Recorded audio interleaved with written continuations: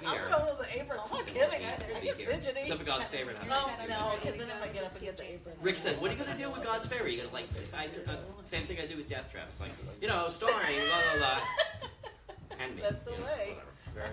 Very Stanley. That is a very Stanley. Yeah, that's a good one. Cool. Hi, and welcome to What's the Buzz? The only show of its kind that spotlights the entertainment scene in Southern Maryland. I'm your host, James Lepore, and you may recognize me as the host of my predecessor show that ran for 204 episodes. Well, I'm back. This time under the creative eye of my wife, Heather Lepore, and away from the constraints of corporate America. I think it only fitting, then, that for this inaugural show, that we celebrate it in a place that's also celebrating a milestone. I'm here with the Newtown Players at the Three Notch Theater, and this is the 75th, it's hard to believe, 75th main stage production. Steve, you've been in, what, 74 of them, I think? Oh, yeah. Sure. Okay, at least. And we're going to talk about the latest production, A Streetcar Named Desire. Yes, that streetcar that you know, and brought to life right here on stage. So, welcome, everybody. We're going to start with our director, Christopher Joyce. And why don't we just go around and Christopher Joyce, director, and starting on the end with Cheryl, why don't you just say your name and your character, and we'll come around here to Steve. All right. Well, I'm Cheryl, as you just said. So, Cheryl, I'm going to be playing Stella. Right. I'm Jonathan Berry. I'm playing Stanley Kowalski. He gets to say Stellar. Yeah. I'm Kate Donnelly, and I'm playing Blanche Dubois. And I'm Steve Pugh, and I play Harold Mitchell. Gotcha. Now, I looked this up, just a little tiny blurb for people who never saw the, Marlon Brando movie. Streetcar Named Desire, 1947 play, written by Tennessee Williams, received the Pulitzer Prize for Drama in 1948.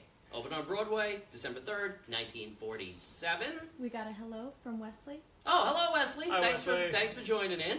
And closed on December 17th, 1949. All right, so it ran just almost exactly 2 years. Broadway production was directed by Eli Kazan, starred Jessica Tandy, Marlon Brando, think Marlon Brando, look over there, Carl Malden, and Kim Hunter. Kim Hunter, do you realize she played Zira in Planet of the Apes with Roddy McDowell? Oh, I do People are like, that. who's Kim Hunter? I'm like, did you ever see Planet of the Apes? They don't believe me. Yeah. Cheryl believes me. I do. Streetcar Named Desire is often regarded as one of the finest plays of the 20th century. No kidding. And considered by most people to be Tennessee Williams' absolute favorite. Chris, what made this particular show so good for Newtown Players? I think that people were thirsty for like a meaty drama, you know? I think that, we all love comedies. I love comedies. I usually am a part of comedies, but I think that people want to get like, the simple way to put it is punched in the face with drama, you know? Like. Well, it's a night out. You just disappear into another world for 2 hours. Absolutely. Okay. And how did you come to direct this? Did you put feelers out saying, I want to direct the show, or did they pick the show and then find you? Yeah, well, we every year they release a list of plays that they potentially want to do, and you can put your name in the ring. And I wrote up a proposal with my big ideas for the show, and apparently I tricked them into liking it. So. Here we all It's all are. a sham. It's all a sham. Yeah. So were you a big fan of the movie, like growing up? Or? I am just a fan of family dramas. I think they're the most pure type of drama because they kind of force, when you're in a family with someone, it kind of forces you to be in contact with people that you wouldn't normally be in contact with. Now, Chris, you mentioned the word family. I was going to ask you this later, but since you said family, this is not a family show. No, it's not. Please do not bring your children. Okay. Well, they will not enjoy it. This is like R, right? R-rated. So if your kids don't watch R-rated movies in the theater, don't bring them here. No offense. Easiest way to do this, let me talk to each actor. Tell me about your character, how it fits into the overall plot. Maybe by the time we get all around Steve, we'll have interwoven all these things into like a plot synopsis. That's the plan. Let's see if it works, okay? Starting with Cheryl. Oh, good. Stella, I think of Stella as a survivor. She does... Did she sing Eye of the Tiger? Really? She did. That's amazing. Yeah, she was the first. You didn't know that. No. That and she was... Tennessee Williams, man. He was a genius. Before his time. But, no, I think she's been put in different situations, whether it's being in her home with her family, you know, she finds a way out, or whether it's surviving, like literally of getting out of something, or surviving by what she's doing internally. I think she always kind of finds her way through it. It might not always be the best way, but I think it That was so good. I'm gonna watch that like 3 times and like really drink that in. That was good. Thank you. And that was unrehearsed too. She's just that smart. Jonathan? Well, try to follow that. So I'd be like, I'm James. So Stanley Kowalski, he was in the military. He got out, and he has for himself the perfect life. He's got the wife that he loves. He's got the perfect job. He's making friends. So that Stella is Stella is your my wife, yeah. And then you have the in-law come and visit, and stuff happens, and things don't go as happily. So that kind of drives all of Stanley's conflict. Stuff happens. That must be the R rating to the whole thing. Hey, we got 10 people watching live. Hi, everybody. Welcome to What's the Buzz? 3-Notch Theater. Streetcar Named Desire. Kate, I think it's your turn. All right. Well, I'm the in-law. Oh, so you started all this Yeah, trouble. so, Everybody was happy she's until the you came catalyst. here. Yeah. So Blanche, she arrives and she comes to the Kowalskis and she's trying to find safety and to see if this is a place where she can stay for a little while. And Did they let her stay? Did they kick her out? No, I guess you got to go see the yeah, show to gotta find come out. see the show. But let's just say Troublemaker. that Stanley and Blanche do not get along. Uh-oh. so that causes some tension. Okay, I got to throw this in. Jonathan, I mean, you must have the most recognizable line in any movie. I mean, where you get to say that name. Yeah. So It's cool to just for like that one instant, it's just all the emotion you could ever just think of, and it's just all shouted into one name. And it's incredible to be able to release that much emotion in just a simple phrase. I can't wait. I mean, if you don't know the name that he shouts, just do your research. Better yet, be here and just let it impact you. And I think the show actually has a lot of iconic lines that people might not know are from this show. I mean, I don't want to spoil them, but if you come Such and watch as, the hi, show, I'm Kate Donnelly, like something like that. yeah, she breaks character and then Oh, says yeah. her own name. Yeah, absolutely. At least once a Fourth scene. wall, who cares what the heck? It's a new adaptation. That's- I get extremely angry each time. And, Well, give me one more iconic line now that you well, brought do it you up. want to say? I mean, do you think that's a spoiler if you say your I don't most know. iconic line? I don't think so. I don't think so. Tell us. Well, whoever you are, I have always depended on the kindness of strangers. Wow, now say it in your character voice.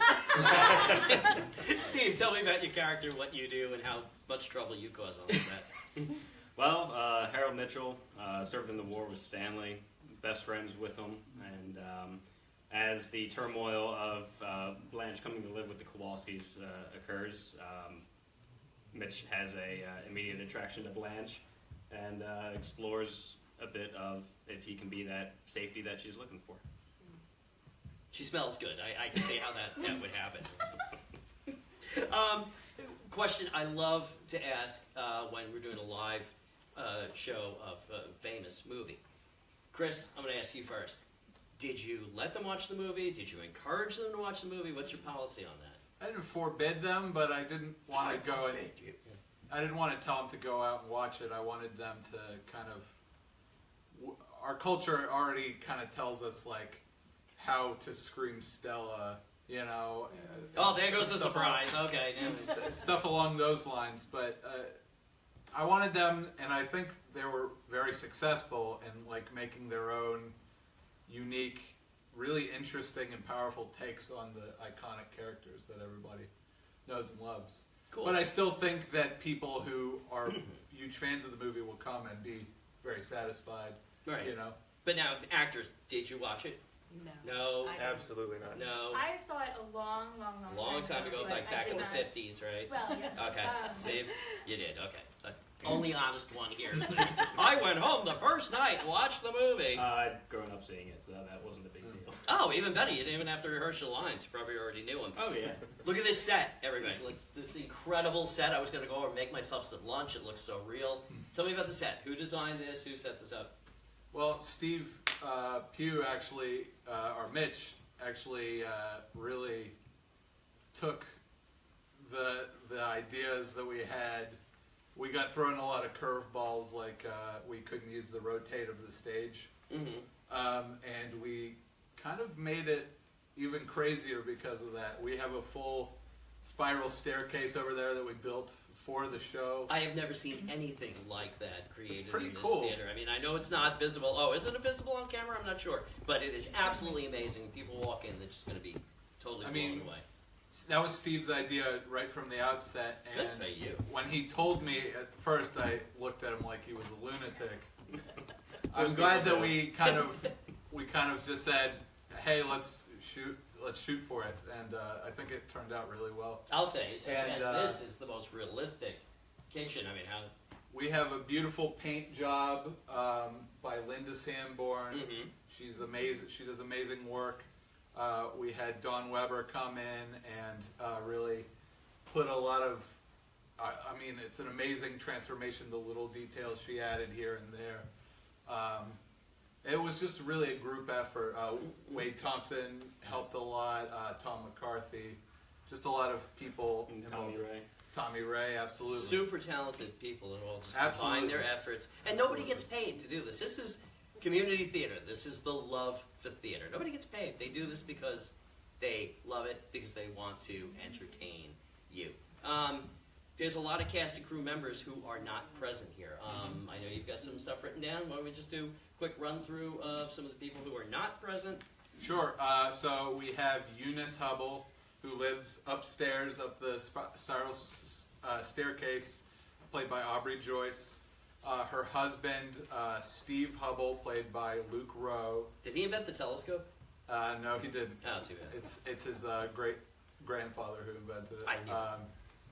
I don't know if the timing lines up on that. He may have possibly made up this story.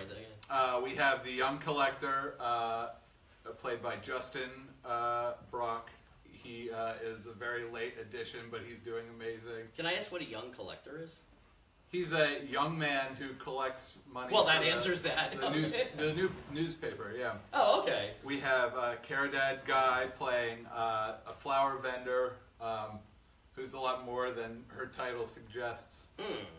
We have Vicky Powalitz playing a woman who's a friend of Stella's, or Eunice. Stella's and Eunice's, and she plays the nurse, double cast. And we have, last but not least, the doctor played by Timothy Joyce. I don't forget anybody. Yeah, I gotcha. Pablo. I don't Pablo! I can't believe I Gonzalez. forgot Pablo. Pablo Gonzalez. Pablo Gonzalez, played by Kenneth Faison.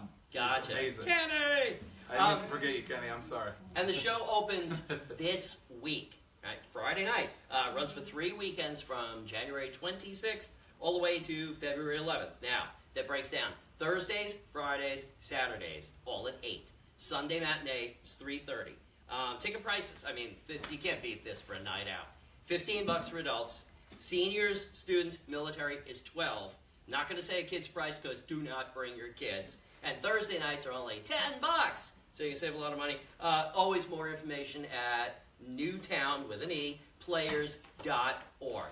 Now, I want to thank everybody on the stage for giving us a little bit of this inside information tonight. Please be sure to join me every Monday. There'll be a new episode that's filmed in our permanent studio in the Leonardtown Arts Center, managed by Joy Nicole, thanks to the generosity of Leonardtown's mayor, Dan Burris. We've got some early bird sponsorships available. Feel free to message producer Heather Lepore on the page. She'll give you some great early bird deals. In closing, I want to say to the performers in Southern Maryland, you will, and always will, have a home here. Right here on What's the Buzz. Good night. Before we go out, we have a special thank you to give to a sponsor of the theater. They made a very large donation to us for this cast. They've adopted the company with their donation. So a big thank you for John and Betty Ely, my grandparents. Thank you very much, guys. Absolutely. Big stuff. Thanks to everybody. Good night.